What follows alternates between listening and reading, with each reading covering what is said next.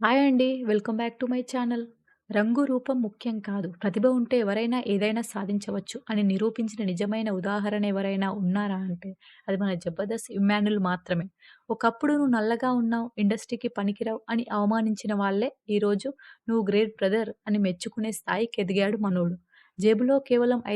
500తో హైదరాబాద్ వచ్చి ఈరోజు 'Bigg Boss' season 9లో title ఫేవరెట్‌గా నిలబడ్డ ఇమ్మాన్యుల్ అసలు కథేంది?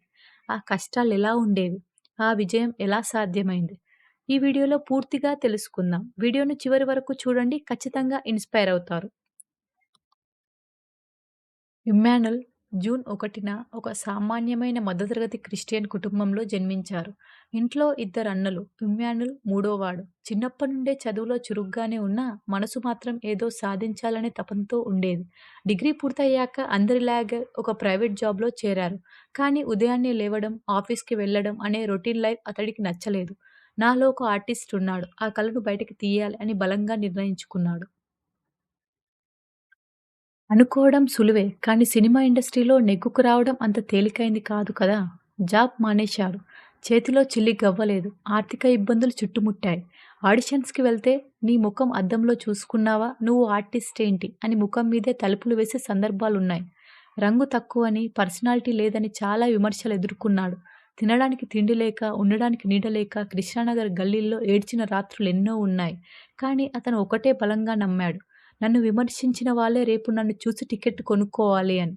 ఆ పట్టుదలే అతన్ని నిలబెట్టింది. ఆ సమయంలోనే ఈటీవీ ప్లస్‌లో 'పటాస్' షో ఆడిషన్స్ జరుగుతున్నాయి. అక్కడికి వెళ్లి తన టాలెంట్ చూపించుకున్నాడు. యాంకర్ రవి, శ్రీముఖిల సపోర్ట్‌తో చిన్నగా బ్రేక్ వచ్చింది. ఆ తర్వాత ఇమ్మాన్యుల్ జీవితాన్ని మలుపు తిప్పిన షో 'జబర్దస్త్'. ఎప్పుడైతే 'జబర్దస్త్' స్టేజ్ ఎక్కాడో ఇక వెనక్కి తిరిగి చూసుకోలేదు. తన రంగు మీద తానే సెటైర్లు వేసుకొని అందరినీ నవ్వించాడు.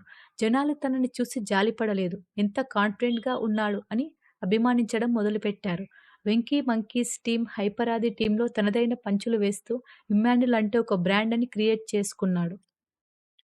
ఇక ఇమ్మాన్యుల్ క్రేజ్‌ని పీక్స్‌కి తీసుకెళ్ళింది మాత్రం 'వర్ష'తో జరిగిన ట్రాకే. బుల్లితెర మీద వీరి కెమిస్ట్రీ అద్భుతంగా పండింది. వాళ్ళిద్దరి మధ్య నిజంగా ప్రేముందా లేదా అనేది పక్కన పెడితే ఆన్ స్క్రీన్ మీద మాత్రం మ్యాజిక్ చేశారు. 'వర్ష హైట్, ఇమ్మాన్యుల్ హైట్' వాళ్ళ కలర్ కాంబినేషన్ మీద స్కిట్‌లు రాసి ప్రేక్షకులను కడుపుబ్బా నవ్వించారు. ఇదే ఫేమ్‌తో సినిమాల్లో కూడా అవకాశాలు దక్కించుకున్నాడు. 'కొర్రమీను', 'గమ్ గమ్ గణేష' లాంటి సినిమాల్లో మంచి పాత్రలు పోషించాడు. ఇంకా కట్ చేస్తే ఈరోజు 'Bigg Boss' season 9 contestant. Season ఆరంభంలో పెద్దగా అంచనాలు లేవు. కానీ ఏదో నవ్వించడానికి వచ్చాడులే అనుకున్నారు. కానీ హౌస్‌లోకి వచ్చాక తన అసలు వ్యక్తిత్వం బయటపెట్టాడు. గ్రూప్ రాజకీయాలు లేకుండా ఉన్నది ఉన్నట్టుగా ముఖం మీద మాట్లాడుతూ టాస్కుల్లో ఇరగదీశాడు. హౌస్‌లో కెప్టెన్ అయి తన సత్తా చాటాడు. ముఖ్యంగా ఒక ఎపిసోడ్‌లో అమ్మ గురించి పాట పాడితే అందరి కళ్ళల్లో నీళ్లు తిరిగాయి. కామెడీనే కాదు ఎమోషనల్ కూడా పండించగలడని నిరూపించుకున్నాడు. ఇప్పుడు టాప్ 5 కంటెస్టెంట్‌గా ఒకడిగా నిలిచాడు. సో ఫ్రెండ్స్, ఇది ఇమ్మాన్యుల్ కథ. 0 నుండి మొదలై స్టార్‌గా ఎదిగిన ప్రయాణం. మనం ఎక్కడున్నాం అనేది ముఖ్యం కాదు. ఎక్కడికి వెళ్తున్నామనేదే ముఖ్యం అని ఆయన నిరూపించారు. 'బిగ్ బాస్' హౌస్‌లో ఇమ్మాన్యుల్ గెలవాలనుకునే వాళ్ళు ఎంతమందున్నారు? మీ సపోర్ట్ ఎవరికి? కింద కామెంట్ సెక్షన్‌లో తెలియజేయండి. ఇలాంటి ఇన్‌స్పైరింగ్ బయోగ్రఫీలు, ఆసక్తికరమైన కథల కోసం మన ఛానెల్‌ని సబ్స్క్రైబ్ చేసుకోండి. నోటిఫికేషన్ కోసం గంట సింబల్‌ని నొక్కడం మర్చిపోకండి. మళ్ళీ ఇంకో మంచి వీడియోతో కలుద్దాం. జై Hind. Thank you for watching.